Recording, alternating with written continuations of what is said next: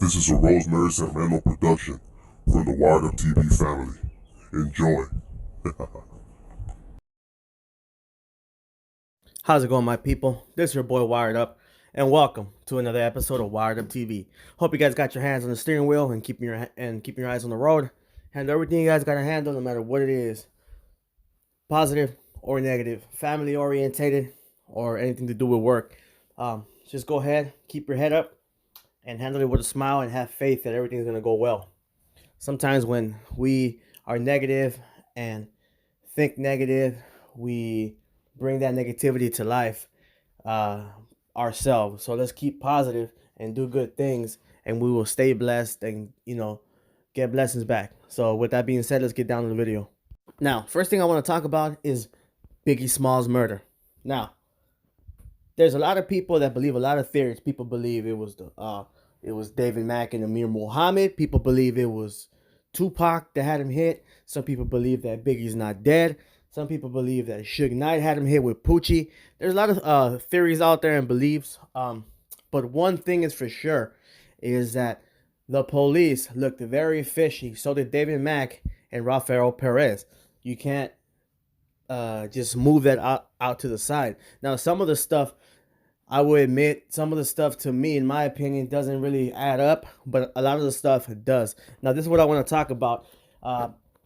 While doing some research, the Wired Up TV family found this. And it is in basically a police report from the Los Angeles Police Department that is basically talking about death row records.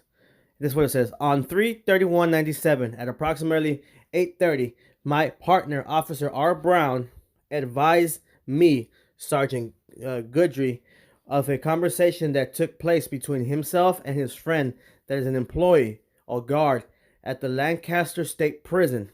Officer Brown stated he had this conversation with his friend, with an inmate, unknown name, at the prison. The inmate told Soto that he loaned Suge Knight the money to start Death Row Records, and that he knew of Officer Kevin Gaines' employment with Death Row Records.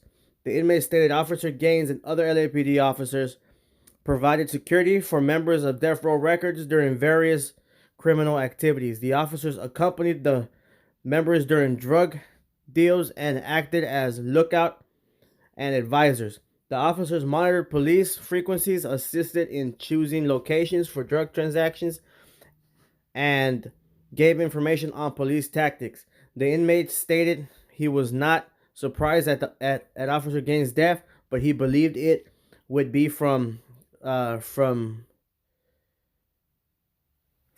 else as opposed to a fellow officer. The inmate also stated, "Just wait until they search his house and see all the expensive things he got from working for Death Row."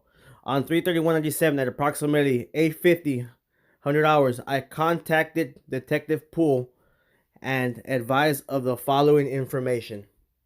So you have people speaking about the crookedness of the police, specifically about Kevin Gaines, the man that was dating Sharitha Knight and was driving her car when he was murdered.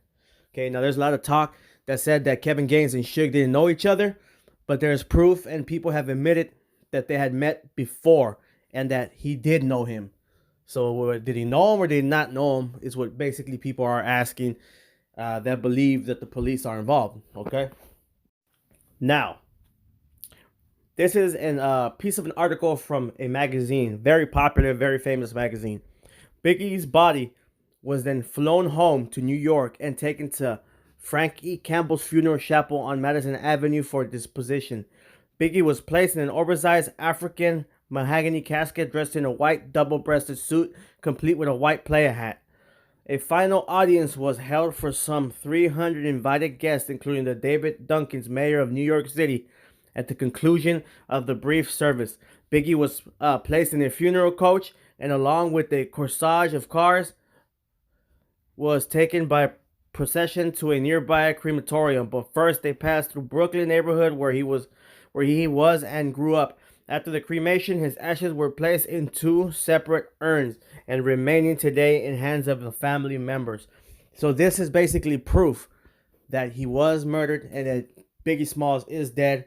For a lot of people that do believe that he's alive, because there's a lot of people that believe Mr. Biggie Smalls is alive. Now, I don't touch on that. You know what I'm saying? I believe he's passed away. I just started doing research on Biggie, so I can't really say if he's dead or alive, but I do believe he has passed away. But I do respect people that believe he's alive. But I'm just showing you this side of the story for the people that believe this, all right? And like I said, Wired Up TV, we research everything and we try to find the truth and put everything out there, okay? Now, this is something else I want to talk about, you guys. This is something else about Kevin Gaines that makes him very suspicious, and which is why it's believed that the police had something to do with Biggie's murder, okay? And this is very creepy and very scary of how the police cover up so much stuff. It's scary sometimes, y'all.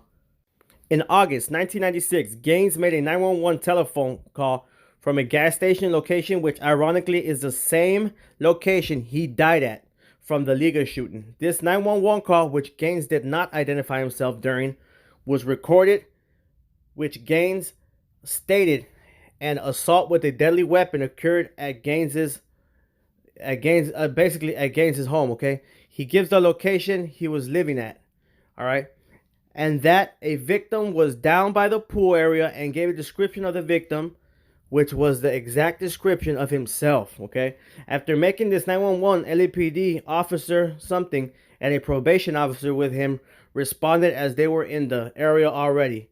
As somebody and the probationary officer showed up, two more LAPD officers arrived as this occurred. Gaines arrived driving his Mercedes, confronted the LAPD officers, and refused to let them inside the residence area. Okay, Gaines was eventually handcuffed, as LAPD did not know who he was, nor did Gaines identify himself. After being handcuffed, Gaines finally identified himself and sequentially filed a lawsuit, okay? He sequentially filed a lawsuit. All right, listen closer, guys. Okay, so he filed a lawsuit against the LAPD, okay? Gaines eventually admitted to LAPD officer of Harbor Division he did make that 911 telephone call, but no charges were ever filed against him, okay? After this incident, another situation occurred involving Gaines, where he was in possession of another LAPD officer's personally designated handcuffs that had been reported stolen. They reported stolen. This guy has them. What? Gaines went to a Board of Rights hearing, and Internal Affairs lost this file. Internal Affairs lost this file until 1 week after the 1-year statute of limitations expired. So they basically covered this up for Kevin Gaines. That's exactly what they did. Okay. In September 1996, Gaines was assigned to a desk at his workplace 2 days prior to the TUPAC Shakur shooting until 2 weeks after. Gaines allegedly was on a special assignment, yet was seen in Las Vegas hanging out, okay? Captain something allegedly allowed Gaines to be on a special assignment, added that former deputy chiefs inner circle at LAPD and believes they all are corrupt because what they allowed to go on regarding Gaines. Oh, wow, that's crazy. That is just crazy, okay? And other LAPD officers. Around February 5th, 1998, somebody spoke with LAPD officers, and other LAPD officers who pulled something into a meeting room and told him specifically ordered out. Anyways, guys, what's going on here, my people, is that the cops are crooked. This is what this report is basically saying, okay?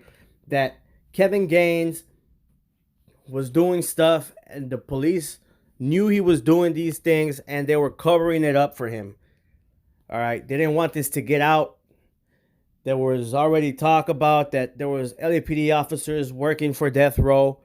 And, you know, the FBI was watching them for narcotics trafficking. You saw the other paper I showed you that basically stated, all right, that the cops were telling them how to do stuff, giving them heads up when raids were coming, all kinds of stuff, man. You know, they had the police in their pocket.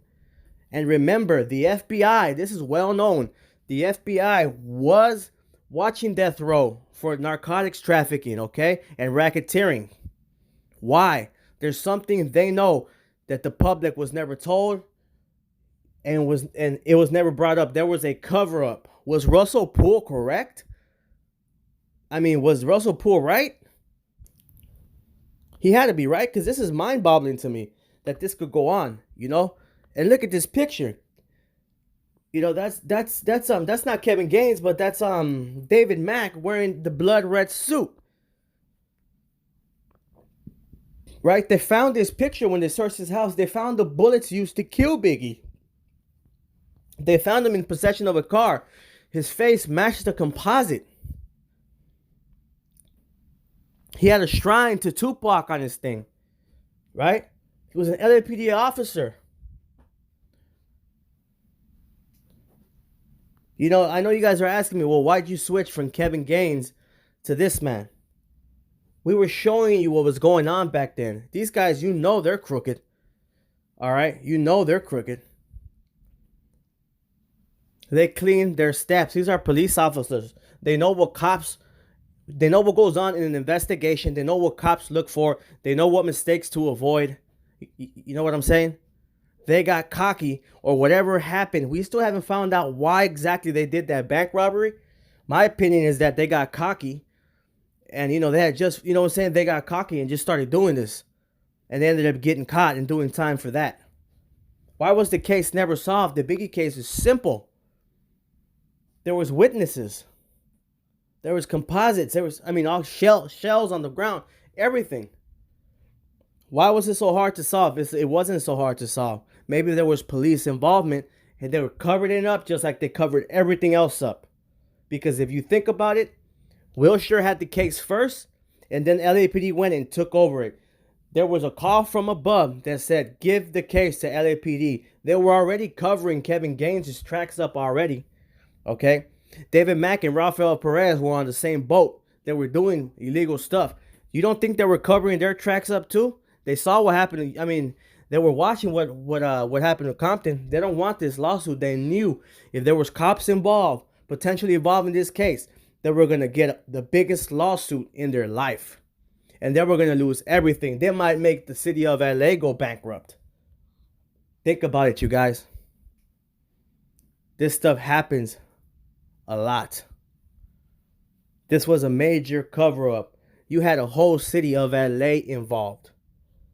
Okay? They were not going to allow that to happen.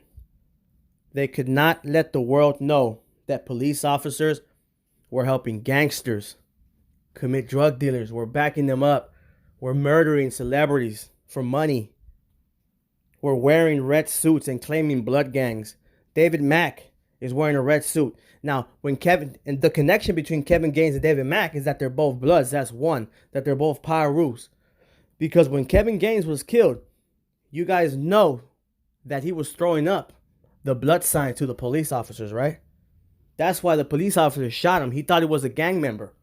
He didn't know he was a cop. He didn't say he was a cop. Just like on that affidavit, right? When he called the police on himself and tried to sue the police, he didn't say he was a cop. He didn't tell that other officer that shot him he was a cop either. Okay? He didn't tell him that either. So there's a pattern here. All right? Kevin Gaines was a Blood. And so was David Mack. That's how they found Rafael Perez and David Mack for the hit on Biggie. That's how Suge hired them. Because Suge already knew Kevin Gaines. Right? They probably talked, hey, bro, what are you doing with my lady with the boo? Oh, so you got this connection? You got that connection? All right? Who can you get to kill Biggie for me? Well, I know these two cops. You know what I'm saying? They're, you know, one of them's a Blood. He's down with it. All right, let's get him. Boom. Biggie was hit. Then think about it, my people. Perfect sense. Perfect sense. Kevin Gaines, David Mack, both Bloods. Okay? It's on police report. Kevin Gaines is known not to say he's a cop. Think about it. That's why he got shot. If you don't believe he's a Blood, he's a Blood. He was a Blood. And that's how Suge Knight got in contact with David Mack and Rafael Perez through Kevin Gaines, because he had met him before. Do your research. He caught him with his wife before. That's how he met him. Started chopping it up. He started chopping it up with him. You know what I'm saying? First he was pissed. Probably going to get his ass whooped. Found out he's a police officer. Found out he was down. Found out he knew some Bloods. Found out he was a Blood.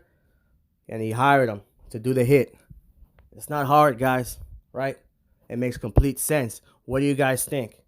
We're going to keep on researching and trying to get to the bottom of this, my people. Keep on researching and trying to, make something out of this. Because we got to find out who touched Biggie. Who hit him? Who was the hitters? All right? By any means necessary. You guys keep your head up. If you have any information, please send it to wireduptvforyou@gmail.com. wireduptvforyou@gmail.com. Or leave a comment below. You guys keep your head up. Stay positive. Don't let nothing hold you back. And like I always tell you guys, my family, always stay wired up. I'll talk to you guys soon. Have a great day. Peace out.